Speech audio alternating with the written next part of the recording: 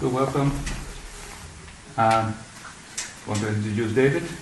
David Green. He has made a wonderful book, spiritual book, and also giving a lot of insight on spirituality and also on business and other things, worldly affairs. And Pragnanji also blessed his book. And Pragnanji also was there when the book was officially started 3 days ago. So David Green is a long-time disciple of Baba Hayananda and Baba Pragnananda, and doing a lot of work for the Kriya Yoga.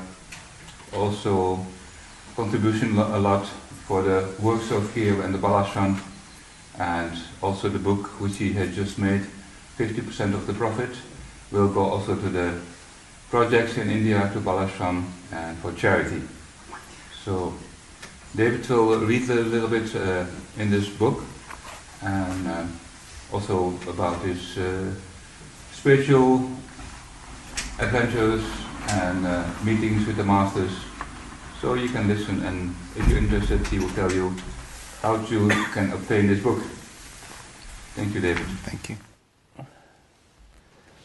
For me, I started this book 4 years ago, which I've done full time, and Gurudev and Pragnanandaji, they have inspired me to write this. I've written about my experiences of being a cynical businessman who was just working and playing and enjoying life. And when I was 31, I had a out-of-the-blue spiritual experience, which took me on a journey to Egypt and Tibet, but I continued to work. I was in the finance world, and with much stress I continued to work, but I began to meditate and have experiences. And then I was lucky enough to meet Gurudev in 1998, who changed my life a lot and helped me a lot. And Gurudev told me, he said, there is no separation between material and spiritual. And I looked at him, I did not believe him. He said, everything is spiritual. And so I will read you the first part of when I met Gurudev, and then some stories about Kriyavans that have had experiences. And when I've written this book, what I've realized is that I learn so much from other people. I can do nothing without the help of God, gurus, but everyone is a representative of that. So really it is my observations of what I've learned from people. And some people think they are successful on their own, and I realize that that is not possible, because if someone thinks they are successful, then they can go in the desert and start a business, they will fail. So, here we go. This is called In at the Deep End. I asked the great master, what is the purpose of life? He replied, you are only born for self-realization. You are only born to find the truth of life. Every action in this world is for that purpose. Speak! The 91-year-old great master stared at me through his round silver-rimmed glasses with a huge grin. His beard was white and his face wrinkle-free. As an entrepreneur, I was used to meeting different people, but not spiritual masters. This was my first personal darshan with him. Darshan means receiving a blessing, or literally the vision. I remained calm inside, but it was sweltering in his small room, and my pulse was racing much faster than usual. The central heating was on, yet the outside temperature was 28 degrees. It was as if he knew my every thought and all the questions I wanted to ask. As he spoke, his hands danced elegantly with slow, gentle movements. I had the uncanny feeling of being with someone who knew me already, although we had never met. In his presence, for the first time in my life, I felt total peace, joy, and calmness. As we talked, he nodded encouragingly in a knowing and loving way. Harry is the destroyer, he said, and also the sun. It is hot, is it not? I was sweating, yet he was as dry as the desert. I had come to Florida from London a few days before for one reason only. I wanted to meet the great master. My close friend Dan had arrived here some months earlier. Dan had travelled around India for a year searching for his guru. One day he arrived at an ashram near Calcutta, and the senior monk told him that his guru was in America. He could not quite believe that a guru was sitting in an ashram in Florida. But following some kind of gut instinct, he took this advice, and after meeting the great master has stayed with him ever since. I, on the other hand, had no desire to find a guru or to learn yoga or meditation.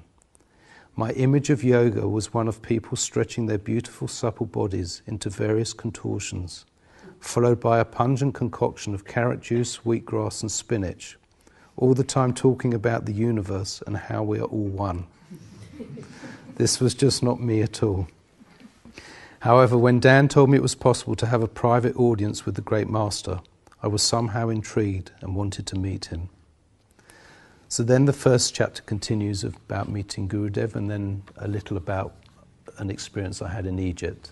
And then I talk a little about my work life and where it began, and then meeting other masters.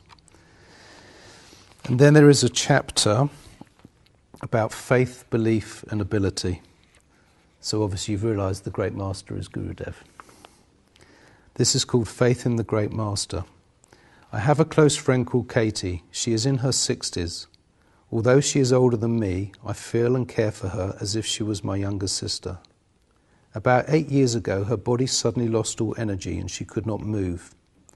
An incredibly busy person's life changed literally overnight. She was diagnosed with chronic fatigue syndrome. Her situation became precarious very quickly as her husband's health was poor and money became very tight. Neither could work anymore. However, she had enormous faith in the great master who was no longer alive. Firstly, she managed to obtain early retirement from her job, which was not easy to achieve, and received her pension lump sum, which was not usual. Slowly her health improved, but whenever she had more energy, she overdid things and went back to square one. Then unexpectedly, their landlord told them that he would be doubling their rent at the end of the lease, which expired 2 months later. They were in real trouble. Nobody in the family had money or space to accommodate them.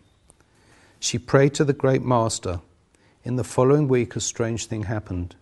She received a letter from a private housing trust whose list she had joined many years ago but had forgotten about.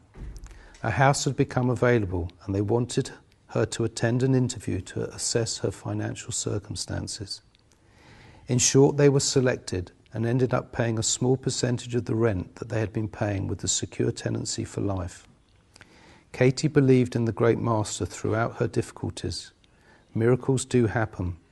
I admire her faith and gratitude even though her life is still very tough. So do we all need a guru or to believe in God for a prayer to come true?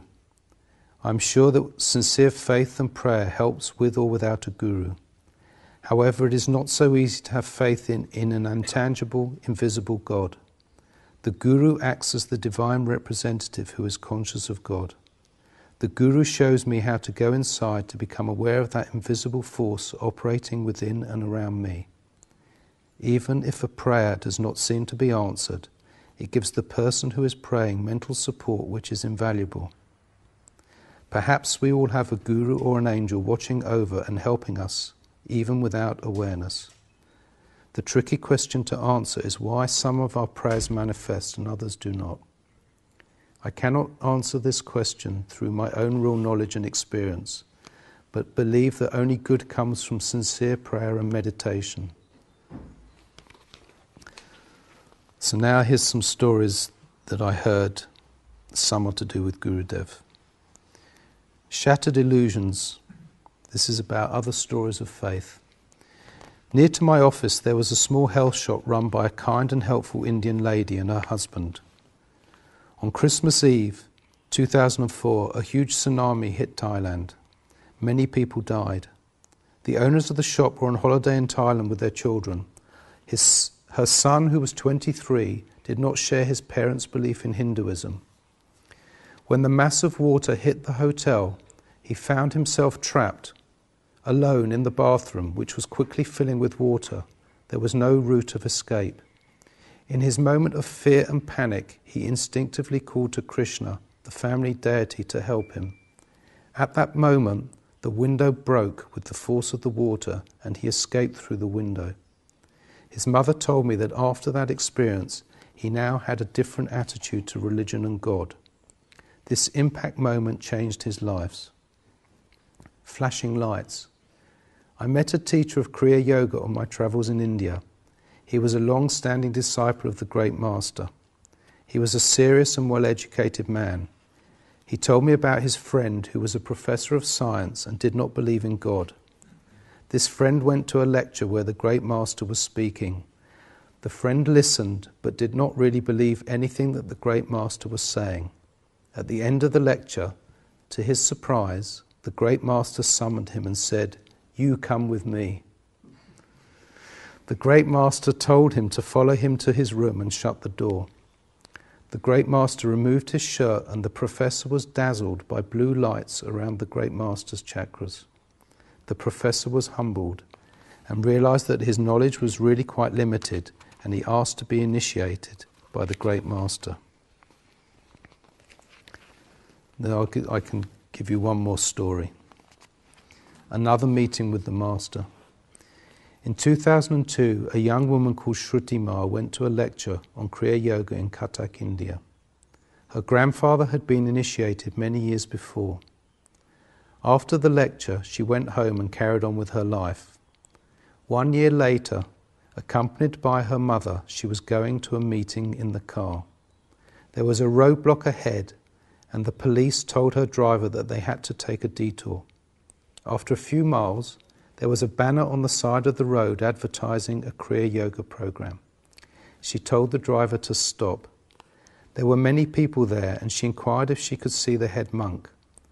She did not know his name, but was told that he was far too busy to see her, so her mother suggested they leave.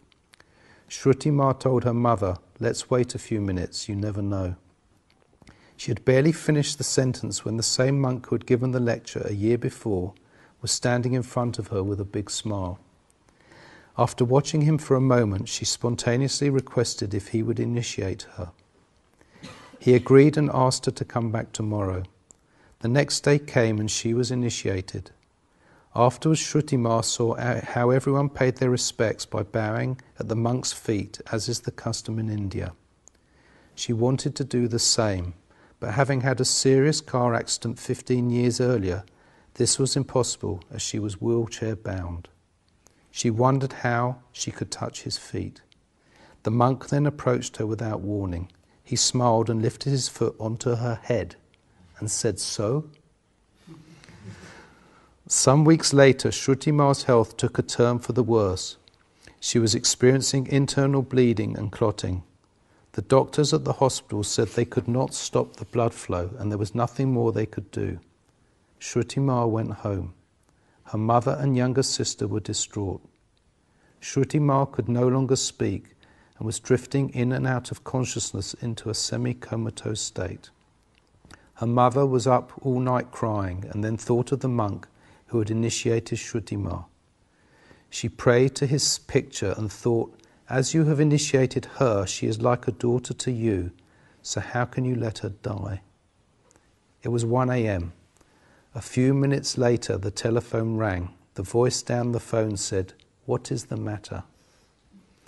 The mother cried even more and did not know who it was. He told her, "It is me, Shruti Ma's Guruji." Her mother was astonished. She told him, she's dying, and the doctors cannot do anything about it. He told her mother to give the phone to Shruti Ma, but she told him she was unconscious. He instructed her to do it anyway and put the phone near her ear. Her mother said to Shruti Ma, Hey, your Guruji is talking to you." Her mother took back the phone. Shruti Ma was still unconscious. A few minutes later, the bleeding stopped totally. She was amazed. The next day, Shruti Ma woke up as if it was a normal day, feeling no after effect and no weakness in her body. She asked her mother what had happened. Her mother told her the story and added, "I didn't do anything, I just prayed." Shruti Ma then asked, "How did he get our phone number?" Her mother replied, "I don't know, I just know he gave your life back to you." Shruti Ma's Guruji is Smiling Swami. So you have to guess who that is. So that is some extracts from the book. I've just written about my experience and how Kriya has helped me in my life, and even practicing 1% of my day, which is only 15 minutes. Even when I worked 60 to 80 hour weeks, it gave me that energy. So keep practicing as I am. Thank you.